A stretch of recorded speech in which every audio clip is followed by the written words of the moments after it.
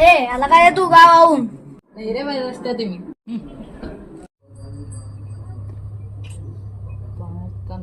ए पोरा, इकडे ये रे, इकडे. का रे दादा? यार पाण्यानं थोडस प्यायला. प्यायलाच पाहिजे ना का दादा?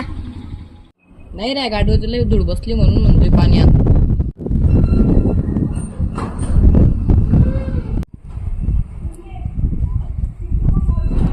ये गे दादा.